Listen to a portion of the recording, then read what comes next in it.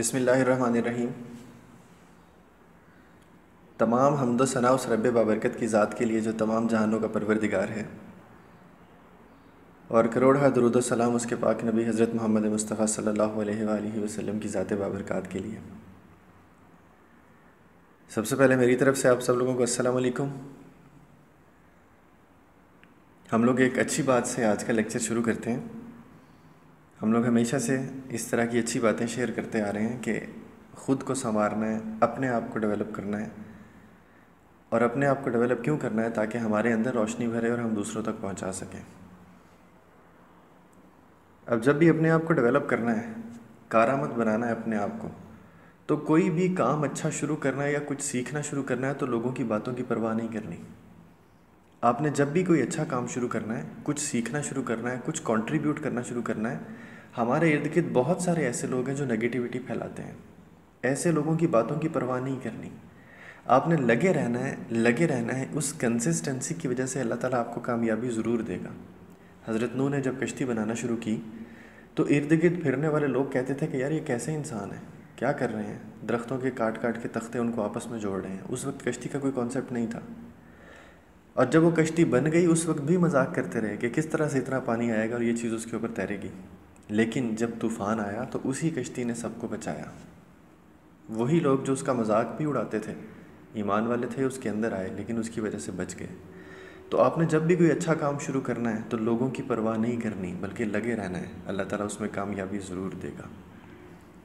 अब हम लोग आते हैं वापस अपने सब्जेक्ट की तरफ। मैनेजमेंट का जो हम लोगों ने फंक्शंस थे, managerial functions, planning, organising, leading, controlling, उसमें से हमने ऑर्गेनाइजिंग का फंक्शन स्टार्ट किया हुआ था। और ऑर्गेनाइजिंग के फंक्शन को जब हमने एक्सप्लेन किया कि ऑर्गेनाइजेशन में चीज़ों को इस तरह से अरेंज कर देना, स्ट्रक्चर्ड कर देना कि हर टास्क क्लियर हो जाए कि कौन सा काम है और किसने करना है। इसका मेजर इंग्रेडिएंट जो कि ऑर्गेनाइजेशन स्ट्रक्चर या ऑर्गेनाइजेशनल डिज़ाइन है, उसको हमने पढ़ना शुरू किया। और ऑर्गेनाइजेशनल डिज़ाइन को हमने एक्सप्लेन किया कि it is a formal arrangement of jobs within any organisation to accomplish the objectives या टारगेट्स ऑफ द फर्म। और जब भी हम ऑर्गेनाइजेशन का स्ट्रक्चर डिफ़ाइन करते हैं, उसका डिज़ाइन क्लियर करते हैं, बनाते हैं, तो उसमें हम जिन बातों का ख्याल रखते हैं हमने उनको लिस्ट डाउन किया अपने पास। Formalization, division of labour, decision making, geographical operations, organizational hierarchy, span of management, departmentalization और चेंज ओरिएंटेशन। इन सब के सब इंग्रेडिएंट्स में से हमने फॉर्मलाइजेशन को डिस्कस किया कि सबसे पहली चीज़ ऑर्गेनाइजेशन ये डिसाइड करती है कि हमने फॉर्मेलिटीज़ को फॉलो करना है या नहीं करना। फॉर्मेलिटीज़ को फॉलो करना है या नहीं करना, उसके लिहाज से दो तरह के स्ट्रक्चर हो सकते हैं हमारे पास, फॉर्मल स्ट्रक्चर और इनफॉर्मल स्ट्रक्चर। और फॉर्मल स्ट्रक्चर था जहाँ पे लेवल ऑफ फॉर्मेलिटीज़ बहुत ज़्यादा हो। और लेवल ऑफ फॉर्मेलिटीज़ क्या था? Involvement of people, complexity of procedures और डॉक्यूमेंटेशन। जितनी ज़्यादा होगी स्ट्रक्चर उतना फॉर्मल होगा। और दूसरी चीज़ हमने इसमें पढ़ी थी इनफॉर्मल स्ट्रक्चर, दूसरी टाइप फॉर्मलाइजेशन के लिहाज से, कि पीपल, प्रोसीजर्स और डॉक्यूमेंटेशन की इन्वॉल्वमेंट जितनी कम होगी उतना हमारा स्ट्रक्चर कहलाएगा इनफॉर्मल। फिर हमने इसमें पढ़ा डिवीजन ऑफ वर्क या डिवीजन ऑफ लेबर का कॉन्सेप्ट, कि काम की तकसीम करते हुए हम लोग स्पेशलाइजेशन के लिहाज से काम असाइन कर रहे हैं या जनरलाइजेशन के लिहाज से। और स्पेशलाइजेशन और जनरलाइजेशन को हमने पढ़ा नंबर ऑफ़ टास्क और वैरायटी ऑफ टास्क के कॉन्टेक्स्ट में।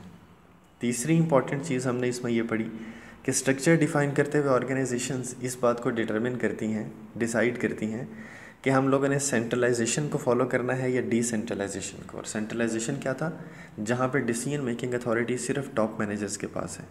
और डिसेंट्रलाइजेशन थी कि जहाँ पे decision making authority is delegated to various managerial levels. उसके बाद हमने जियोग्राफिकल ऑपरेशंस पढ़े कि वो फिज़िकल एरिया जिसमें बिज़नेस अपने ऑपरेशंस परफॉर्म कर रहा है, उसके लिहाज से चार तरह के स्ट्रक्चर हो सकते हैं। ऐसी ऑर्गेनाइजेशन जो एक ही सिटी, एक लोकेलिटी, एक टाउन के अंदर परफॉर्म कर रही है, वो लोकल स्ट्रक्चर है। एक ही कंट्री के अंदर मुख्तलिफ सिटीज़ में परफॉर्म कर रहे हैं, वो नेशनल स्ट्रक्चर है। एक से ज़्यादा मुल्कों में परफॉर्म कर रहे हैं अपने बिज़नेस ऑपरेशंस, तो वो मल्टीनेशनल स्ट्रक्चर है। और अगर वो बाउंड्री लेस होकर परफॉर्म कर रहे हैं, फिज़िकल बाउंड्री के कोई एग्जैक्ट उन्होंने डिटरमिन नहीं की, तो वो उनका वर्चुअल स्ट्रक्चर या बाउंड्री लेस स्ट्रक्चर है। स्ट्रक्चर का नेक्स्ट इंपॉर्टेंट इंग्रेडिएंट है हमारे पास ऑर्गेनाइजेशनल हायरार्की। ऑर्गेनाइजेशनल हायरार्की क्या है? सबसे पहले आपके सामने एक हायरार्की मैंने एग्जांपल के तौर पे ड्रॉ की है कि पंजाबी यूनिवर्सिटी जिस कैंपस में हम लोग यहाँ पे पढ़ रहे हैं, स्टूडेंट्स हैं, यहाँ पे हमारे पास सबसे ऊपर डायरेक्टर जनरल हैं, उनके अंडर HODs हैं। हमारे पास 7 डिपार्टमेंट्स हैं, हर डिपार्टमेंट के HOD हैं। हर HOD के अंडर जितने प्रोग्राम्स चल रहे हैं उनके कोऑर्डिनेटर्स हैं। मैंने फॉर एग्जांपल लिखा है जैसे HOD बैंकिंग एंड फाइनेंस के अंडर बैचलर्स प्रोग्राम के कोऑर्डिनेटर हैं और मास्टर्स के कोऑर्डिनेटर हैं। हर कोऑर्डिनेटर के अंडर टीचर्स हैं जो मुख्तलिफ़ क्लासेस को पढ़ा रहे हैं। टीचर्स ने क्लासेस तक कोई बात पहुंचानी होती है तो CR GR उनके अंडर आते हैं और उनके अंडर स्टूडेंट्स हैं। ये जो arrangement of people within organization है, this is called hierarchy. Hierarchy का लफ्ज़ी मतलब होता है mechanism, how things are connected with each other. तो ऑर्गेनाइजेशनल हायरार्की का मतलब है कि ऑर्गेनाइजेशन में लोग एक दूसरे के साथ किस तरह कनेक्टेड हैं, how jobs are associated with each other. तो हम हायरार्की को फॉर्मली डिफाइन ही इस तरह से करते हैं कि it is an organisation wide arrangement of jobs to elaborate the structure of operations within any organisation. अब ये जो हमारे पास हायरार्की है, हायरार्की हमें 4 इंपॉर्टेंट चीज़ें बताती है किसी भी ऑर्गेनाइजेशन में। वो 4 इंपॉर्टेंट चीज़ें कौन कौन सी हैं आपके सामने लिस्ट डाउन की हुई हैं। Managerial levels, work authority, work responsibility और चेन ऑफ कमांड। इसमें सबसे पहली चीज़ मैनेजरियल लेवल्स। मैनेजरियल लेवल से मुराद ये आपके सामने जितने लेवल हैं मैनेजर्स के, डायरेक्टर जनरल एक level, HODs next level, coordinators next level, teachers next level, CR GR next level, students next level, ये सारे के सारे लेवल्स को ऑर्गेनाइजेशन में 3 हिस्सों में तकसीम किया जाता है। उन 3 हिस्सों में सबसे पहला, सबसे ऊपर top level managers. Top level managers वो हैं जिन्होंने डिसीजन मेकिंग करके पूरी ऑर्गेनाइजेशन में ऑब्जर्व करना है whether the decisions are followed और नॉट। इनकी मेजर रिस्पॉन्सिबिलिटी है। हम आमतौर पे जो इस तरह के डेजिग्नेशन सुनते हैं, chief executive officer, chief financial officer, chief operating officer, chief marketing officer, marketing managers, ये सारे के सारे लोग टॉप मैनेजर्स में आते हैं। इन्होंने डिसीजन मेकिंग करके, गोल सेट करके, ऑब्जेक्टिव्स डिफाइन करके, कोर्स ऑफ एक्शन बना के, चीज़ों को अरेंज करके, ऑर्गेनाइज करके सबको कन्वे करना है और उसके बाद डायरेक्शंस देते रहना है कि वो चीज़ें चल रही हैं या नहीं चल रही हैं उस हिसाब से। दूसरे नंबर पे हमारे पास आते हैं मिडल मैनेजर्स, जो टॉप मैनेजर्स के दरमियान और ऑपरेशंस के दरमियान जो लोग एक्चुअल में फील्ड में काम करें उनके दरमियान लाइजॉन का काम करते हैं। लाइजॉन का कॉन्सेप्ट हमने पढ़ा था कि 2 पार्टीज़ के दरमियान अगर आप ब्रिज का काम कर रहे हो, फैसिलिटेटर का काम कर रहे हो, कम्युनिकेशन के फैसिलिटेट कर रहे हो, तो you are playing the role of a liaison. तो जो भी लाइजॉन का काम करते हैं, जैसे इस वाली एग्जांपल में जो आपके सामने बनी हुई है, जो हमारे HODs और कोऑर्डिनेटर्स हैं, दे आर मिडल मैनेजर्स। ये डायरेक्टर जनरल से ऑर्डर्स रिसीव करते हैं, आपस में कोऑर्डिनेट करते हैं और उन ऑर्डर्स को टीचर्स तक पहुंचाते हैं इम्प्लीमेंट करने के लिए। और तीसरा मैनेजरियल लेवल है first line managers. First line managers ये असल में वो लोग हैं जो फील्ड में काम कर रहे हैं। ये वो लोग हैं जो एक्चुअल में उन लोगों के साथ मिल के कोऑर्डिनेट करते हैं, कांटेक्ट करते हैं जिनसे काम करवाना है। और ये वाला जो लेवल है जिसमें CR GR और स्टूडेंट्स आते हैं, ये मैनेजरियल लेवल नहीं है, ये नॉन मैनेजरियल स्टाफ है। इनको नॉन मैनेजरियल स्टाफ या नॉन मैनेजर्स कहने का मकसद, पर्पज़ ये है कि इनके पास कोई डिसीजन मेकिंग अथॉरिटी नहीं।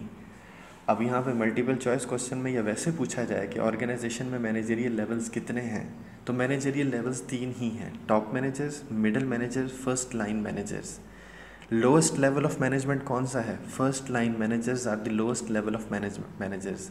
तो ये CR GR कौन है? CR GR और स्टूडेंट्स जो हैं ये नॉन मैनेजरियल स्टाफ है। इनको हम नॉन मैनेजर्स में इंक्लूड इसलिए करते हैं कि they don't have any decision making powers authority. तो पहली चीज़ जो हायरार्की हमें बताती है वो है मैनेजरियल लेवल्स। दूसरी चीज़ जो हायरार्की से हमें पता चलती है वो है वर्क अथॉरिटी। वर्क अथॉरिटी को समझने के लिए अपने सबसे पहले मैं आपके सामने एक लफ्ज़ बोलता हूँ, पावर। पावर का मतलब है, हम इसे डिफ़ाइन ऐसे करते हैं, it is your capacity to influence others. अगर आप किसी दूसरे को इन्फ्लुएंस कर सकते हो तो यू हैव द पावर। अब इन्फ्लुएंस कर सकते हो, हमें बहुत सारे लोग इन्फ्लुएंस कर सकते हैं। मसलन मेरा दोस्त मुझे कहता है कि यार आज छोड़ो, क्लास नहीं पढ़ते, जूस पी के आते हैं। मैं उसके साथ जूस पीने चला जाता हूँ। उसने मुझे इन्फ्लुएंस तो किया है, लेकिन उसके पास अथॉरिटी नहीं है, पावर है। टीचर्स हमें इन्फ्लुएंस करते हैं किसी काम के लिए, हमारे पेरेंट्स हमें इन्फ्लुएंस करते हैं किसी काम के लिए, अब जो भी हमें किसी काम के लिए किसी बात पे इन्फ्लुएंस कर सकता है, this capacity to influence is called power. लेकिन इन पावर्स में एक पावर ऐसी है जो कानून देता है, जो बाय लॉ किसी बंदे के पास है। मसलन सड़क पे हर कोई हमें हाथ दे के रोके तो हम नहीं रुकते, लेकिन जब सार्जेंट हाथ दे के रोकता है कि डॉक्यूमेंट्स दिखाओ तो हमें रुकना पड़ता है। सार्जेंट को वो पावर किसने दी? कानून ने। जब भी कानून कोई ताकत देता है कि आप दूसरे को इन्फ्लुएंस कर सको, that power is called authority. तो आपने याद रखना है कि अथॉरिटी कानूनी इख्तियार है किसी दूसरे को इन्फ्लुएंस करने का। टीचर जब क्लास में मौजूद हैं तो उनके पास कानूनी इख्तियार है, लेकिन जब दोस्त हमें कहता है कि आओ जूस पीने जाएं तो उसके पास कानूनी इख्तियार नहीं है, उसके पास रिलेशनशिप पावर है, उसके पास सोशल पावर है। तो ये जो कानूनी इख्तियार है ना, it is called legitimate power, legal power. तो जितनी सारी पावर्स हैं उन पावर्स में से legal power assign to a person to influence others is called authority. Hierarchy हमें बता देती है कि किसके पास कितनी अथॉरिटी है, वो किस किस को इन्फ्लुएंस कर सकता है। अथॉरिटी है क्या? It is your right to make and impose the decision assign to a person as a legitimate power. ये लेजिटिमेट पावर या लीगल पावर का मतलब ही है कि कानूनी इख्तियार है कि आप किसी दूसरे को अपनी मर्ज़ी से चला सकते हो। अब ये जो कानूनी इख्तियार है किसी दूसरे को इन्फ्लुएंस करने का, इसको हम आगे दो कैटेगरीज़ में तकसीम करते हैं। पहले मैं आपको एक छोटी सी मिसाल देता हूँ। एक मीटिंग हो रही है जिसमें एग्ज़ाम्स का डेट शेड्यूल फाइनल करना है, उसमें डायरेक्टर जनरल और एचओडीज़ बैठे हुए हैं। अब जब डीजी और एचओडीज़ बैठे हुए हैं ना, तो डीजी और एचओडीज़ का रिलेशन आपस में ऐसा है कि DG can impose the orders. क्यों? क्योंकि हायरार्की में उनसे ऊपर है। जब हायरार्की में उनसे ऊपर है तो director general can make the decision, can impose the decision, और बाकी सबको फॉलो करना पड़ेगा। लेकिन एचओडीज़ ने जब एक दूसरे को कोई बात कहनी है ना, तो एचओडीज़ डेजिग्नेशन सेम है उनका, वो सब इक्वल लेवल के एम्प्लॉयज़ हैं। वो एक दूसरे को ऑर्डर नहीं देते, वो एक दूसरे को सजेस्ट करते हैं, एडवाइस करते हैं। HOD business, HOD banking, HOD commerce से कहते हैं कि हम इस तरह से ना पेपर अरेंज कर लें, अगर बाकी सब अग्री करेंगे तो वो कर लेंगे, अदरवाइज़ वो सजेशन टर्न डाउन हो जाएगी। लेकिन डीजी के पास बाय लॉ, बाय हायरार्की ये पावर है कि वो दूसरों पे इम्पोज कर सकते हैं, क्योंकि उनका डेजिग्नेशन बाकियों से ज़्यादा है। अब जिसका डेजिग्नेशन ज़्यादा है वो अपने सबऑर्डिनेट से काम करवाने के लिए उन्हें ऑर्डर देता है, ये कहलाती है लाइन अथॉरिटी। यहाँ पे आपने कुछ इस तरह की चीज़ें याद रखनी है: line authority, line function, line management या लाइन मैनेजर्स। कोई भी ऐसा रिश्ता है दो मैनेजर्स के दरमियान जहाँ पे एक सीनियर है दूसरा जूनियर है, एक सुपरवाइज़र है दूसरा सबऑर्डिनेट है, और वो सुपरवाइज़र सबऑर्डिनेट होने की वजह से एक के पास ये राइट है कि वो दूसरे के ऊपर डिसीजन इम्पोज कर दे। This power to impose the decision is called line authority. जबकि दूसरी तरफ एचओडीज़ का आपस में सेम लेवल है, उस सेम लेवल की वजह से उनका रिलेशन एडवाइजरी रिलेशन है, सीनियर जूनियर का रिलेशन नहीं है। जब एचओडीज़ का रिलेशन आपस में एडवाइजरी है तो उनके पास जो अथॉरिटी है वो कहलाती है स्टाफ अथॉरिटी। और याद रखना है आपने, staff function, staff management, staff authority या स्टाफ मैनेजर्स, ऐसे लोगों का जिक्र हो रहा है जिनका डेजिग्नेशन सेम है। और देख लो लिखा हुआ है कि staff authority is the type of authority where a manager has the right to suggest other managers due to advisory relation between same level managers. Line authority में एक सीनियर था दूसरा जूनियर था, लेकिन स्टाफ अथॉरिटी में दोनों same level के। Hierarchy से जो हमें तीसरी चीज़ पता चलती है वो है वर्क रिस्पॉन्सिबिलिटी। और वर्क रिस्पॉन्सिबिलिटी क्या है? जब डीजी ने, डायरेक्टर जनरल ने ऑर्डर्स पास किए हैं कि ये काम इस तरह से होना चाहिए, तो बाकी सब की रिस्पॉन्सिबिलिटी है, बाकी सब के ऊपर ऑब्लिगेशन है कि वो उन ऑर्डर्स को फॉलो करें। अब ये formal obligation on an employee to follow and respect the orders given by authority, ये कहलाएगी वर्क रिस्पॉन्सिबिलिटी। और चौथी इंपॉर्टेंट चीज़ जो हायरार्की हमें किसी भी ऑर्गेनाइजेशन में बताती है वो होती है chain of command. Chain of command, या इसके लिए आम तौर पे लफ्ज़ इस्तेमाल होता है थ्रू प्रॉपर चैनल। पहले एक छोटी सी मिसाल, अगर किसी स्टूडेंट को कोई प्रॉब्लम है जो डीजी तक पहुंचानी है, डीजी ने ही सॉल्व करनी है, तो स्टूडेंट्स सीधा जाके डीजी ऑफिस में नहीं घुस जाते। स्टूडेंट्स सीआर जीआर को या टीचर को कन्वे करते हैं, टीचर्स कोऑर्डिनेटर से बात करते हैं, कोऑर्डिनेटर्स एचओडी से बात करते हैं, और फिर वो डीजी तक अपनी बात पहुंचाते हैं।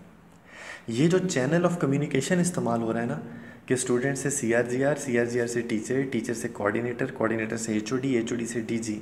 This is called chain of command. और वाइस वर्सा, इसका अपोजिट भी ऐसे ही चलता है कि डायरेक्टर जनरल ने जब स्टूडेंट्स तक कोई मैसेज पहुंचाना होता है तो ख़ुद आके स्टूडेंट्स को मैसेज नहीं देते, HODs को कन्वे करते हैं। HODs वो मैसेज कोऑर्डिनेटर्स को बताते हैं, कोऑर्डिनेटर्स टीचर्स तक कन्वे करते हैं और टीचर्स आके क्लास को, CRGR को कन्वे करते हैं। तो ये जो फॉर्मल फ्लो ऑफ डिसीजन है, फॉर्मल फ्लो ऑफ कम्युनिकेशन है कि how communication is channelized between people, how people are connected with each other in any organization, ये कहलाती है चेन ऑफ कमांड। अब ये जो ऑर्गेनाइजेशनल हायरार्की है, ये एक फॉर्मल अरेंजमेंट है कि how people are connected with each other, how jobs are associated with each other.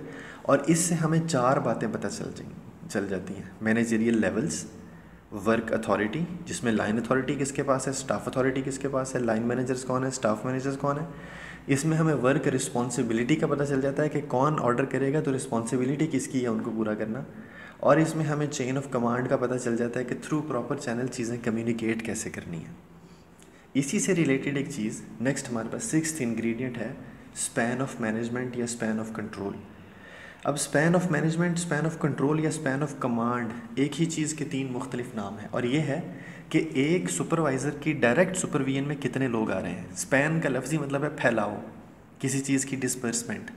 अगर इस वाली एग्जांपल में जो आपके सामने हायरार्की बनी हुई है, आप नोट करो कि डायरेक्टर जनरल के अंडर 6 HODs हैं, 7 HODs हैं। तो DG ने डायरेक्ट कितने लोगों से ऑर्डर्स लेने हैं या उन्हें काम करवाना है? 7 लोगों को उसने ऑर्डर्स भी देने हैं, उनसे रिपोर्ट भी लेनी है काम ठीक हुआ या नहीं हुआ। लेकिन HOD बैंकिंग के अंडर डायरेक्ट सुपरविजन में कितने लोग हैं? 2 लोग। वैसे तो सारी ऑर्गेनाइजेशन डायरेक्टर जनरल के अंडर है, लेकिन वो एक एक से जाके नहीं पूछते, एक एक को जाके नहीं बताते, वो HODs को बताते हैं कि ये काम ऐसे होना है। अब डायरेक्टर जनरल के अंडर 7 लोग हैं डायरेक्ट सुपरविजन में, लेकिन HOD के अंडर डायरेक्ट सुपरविजन में 2 लोग हैं। तो डायरेक्टर जनरल का स्पैन ऑफ मैनेजमेंट कहलाएगा wide span of management, wide span structure, कि एक बंदा है लेकिन उसके पास मैनेज करने के लिए ज़्यादा सारे लोग हैं।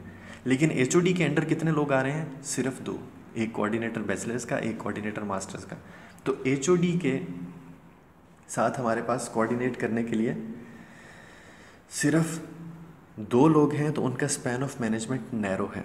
तो हम इसको इस तरह से कह सकते हैं कि वैसे तो सारी ऑर्गेनाइजेशन ही टॉप मैनेजर्स के अंडर है, लेकिन स्पैन ऑफ मैनेजमेंट या स्पैन ऑफ कंट्रोल आपकी डायरेक्ट सुपरविजन में, डायरेक्टली वो लोग जिनको आपने ऑर्डर्स देने हैं या जिनसे आपने रिपोर्ट लेनी है कि काम हुआ या नहीं हुआ, वो कितने लोग हैं। तो ये जो आपके सामने हायरार्की बनी हुई है, इस हायरार्की में डायरेक्टर जनरल का स्पैन ऑफ मैनेजमेंट कहलाएगा वाइड स्पैन और HOD का कहलाएगा नैरो स्पैन। यही अगर टीचर की बात है तो एक टीचर के अंडर मैनेज करने के लिए 50 की क्लास है, 40 की क्लास है, तो हम कह सकते हैं कि टीचर का स्पैन ऑफ मैनेजमेंट वाइडर है, वाइड स्पैन ऑफ मैनेजमेंट है। क्यों? उनकी डायरेक्ट सुपरविजन में 40-50 बच्चे एक टाइम पे बैठे होते हैं। नेक्स्ट जो हमारे पास डिपार्टमेंटलाइजेशन और चेंज ओरिएंटेशन है, इन दोनों के दोनों को हम इंशाल्लाह नेक्स्ट क्लास में, नेक्स्ट लेक्चर में डिस्कस करेंगे। यहाँ तक आपके जहन में किसी में कुछ सवाल हो तो पूछ सकता है।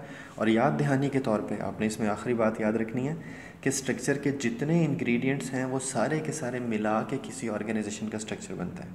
जैसे पंजाब यूनिवर्सिटी का अगर हम जिक्र करें तो पंजाब यूनिवर्सिटी में फॉर्मल स्ट्रक्चर है, वर्क स्पेशलाइजेशन को फॉलो करते हैं, डिसीजन मेकिंग डिसेंट्रलाइज्ड है, ये नेशनल स्ट्रक्चर है इसका, मैनेजरियल लेवल इसमें ये सारे के सारे एग्जिस्ट करते हैं, चेन ऑफ कमांड हायरार्की बना के पता लगी है।